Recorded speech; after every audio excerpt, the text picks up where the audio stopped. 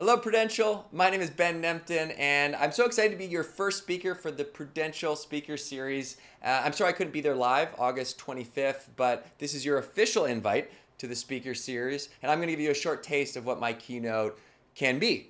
Now, I love Jenna. She asked me to go first because she wanted to save the best for last, so let's jump in. Today, what I would like to do is tell you a story about how a simple bucket list changed my life forever. And it taught me some valuable lessons that I think will be truly impactful to your personal and your professional lives here at Prudential. So let's get to the story. To tell this story properly, I need to bring you back to when I just graduated from high school where I grew up in Victoria, BC in Canada. At that time in my life, I was very happy. Very happy. I had just graduated from high school. I had an academic scholarship. I had made the under 19 national rugby team. And for me growing up in Canada, this was like my biggest dream. Because in Canada, rugby is a huge sport. It's probably the third biggest sport behind hockey and hockey. And I played a high pressure position of the fly half. So I kicked the field goals, I called the plays. And as we were training for the World Cup, which was in Paris, France, I started worrying about my field goals. I didn't want to miss a big field goal at the World Cup right in front of the goalpost. And these worries would come to me at night in the form of anxiety. This anxiety caused me to have trouble sleeping. And ultimately, this lack of sleep, this constant pressure that I put on myself to succeed, this anxiety that I was feeling, it all contributed to me sliding into a depression. And now, this is something I'd never experienced before in my life. You know, I'd been a pretty happy go lucky guy, had a really great supportive friend group and family, and all of a sudden, my anxiety, it stopped me from going to school. So I dropped out of school. And it stopped me from going to rugby practice. So I got dropped from the national rugby team.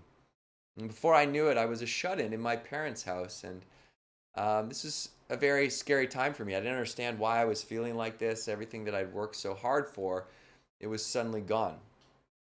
And it wasn't until my friends came at the end of the semester that I had dropped out of, and they convinced me to come live with them in a new town for the summer, that I slowly started to come out of these feelings. Now, there were many things that contributed to me coming out of these feelings, but a couple things that helped right away. I got a job. I started feeling some confidence. I started talking about what I was going through for the first time to my friends.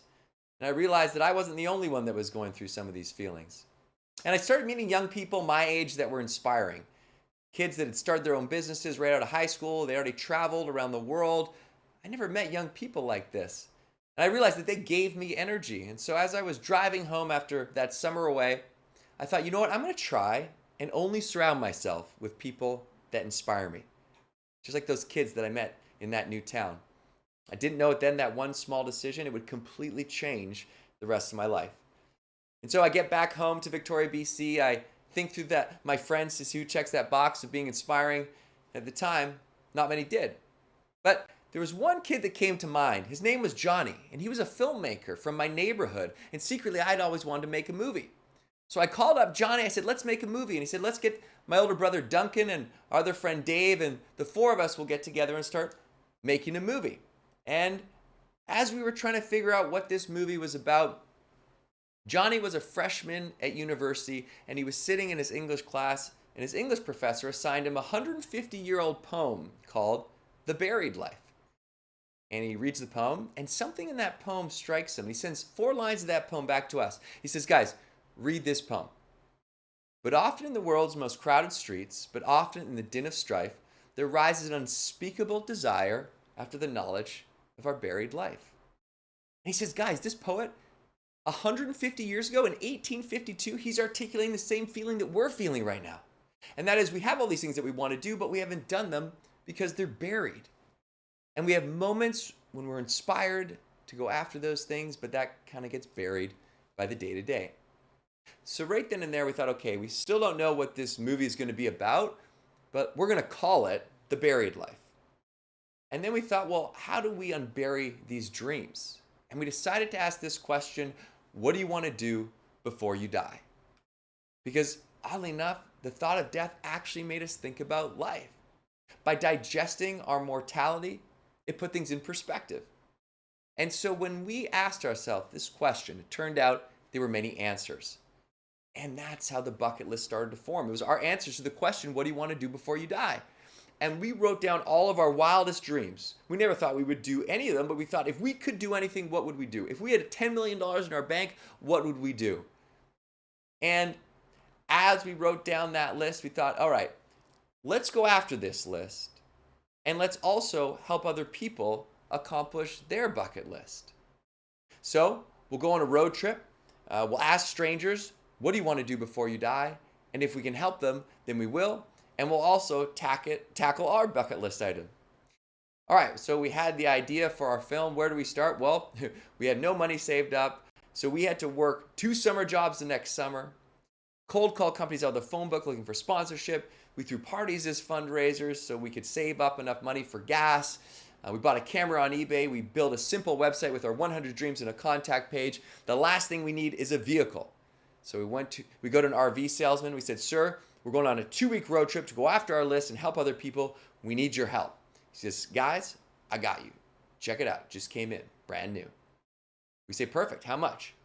He said, for you guys, I'll give you a deal. How about $90,000? He said, all right, sir, we'll take the one behind it.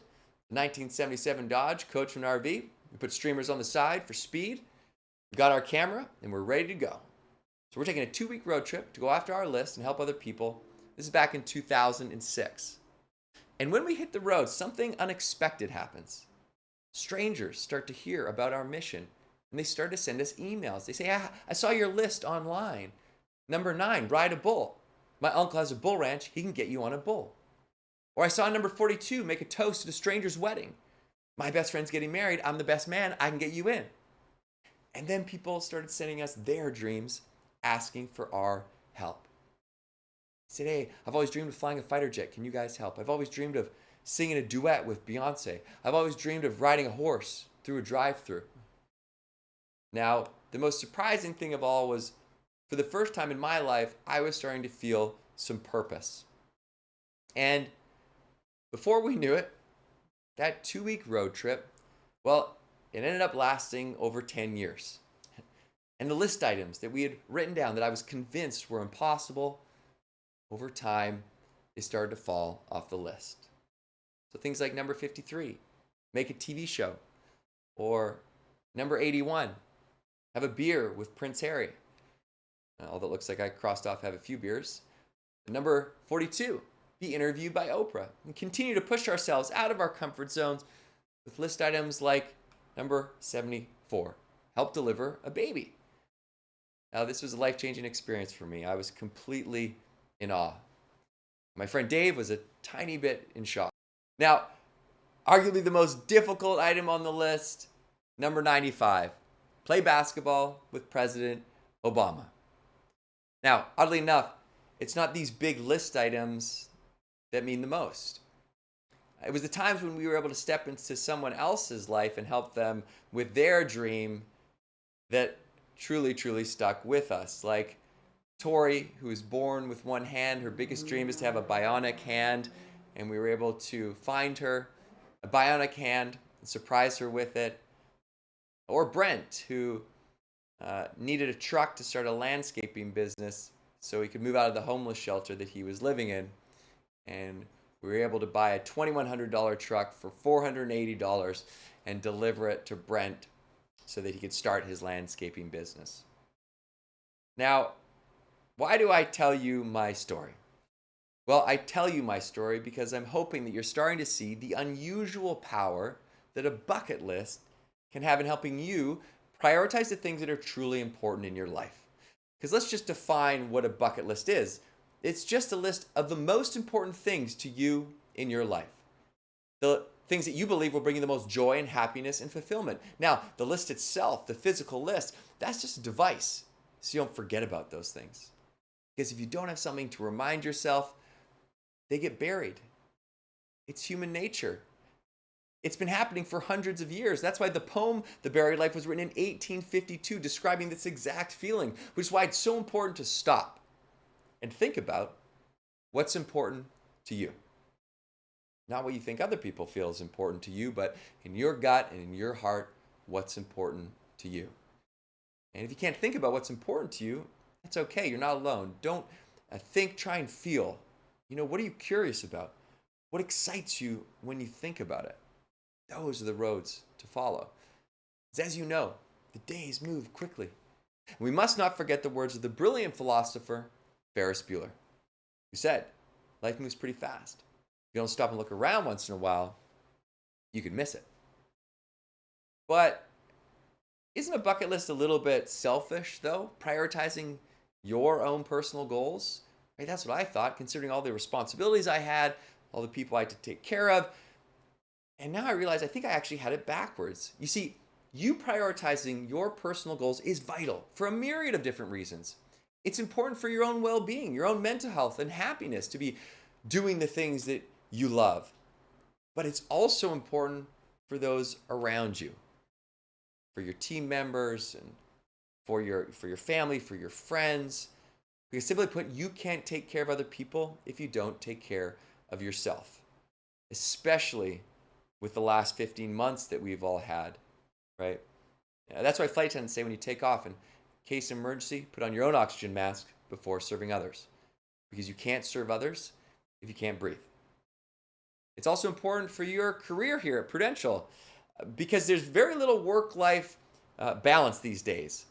We're working from home, or we're spending all of our time at our computers. So we need to create work-life harmony. And what work-life harmony means is that we're getting energy from our work and we're getting energy from home. And one way we get energy from home is by doing our personal passions.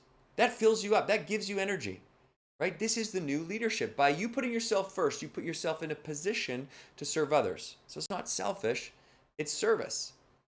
And it's also important for Prudential as an organization, because Prudential can only be successful if you and every other team member is also successful, happy, and thriving, right?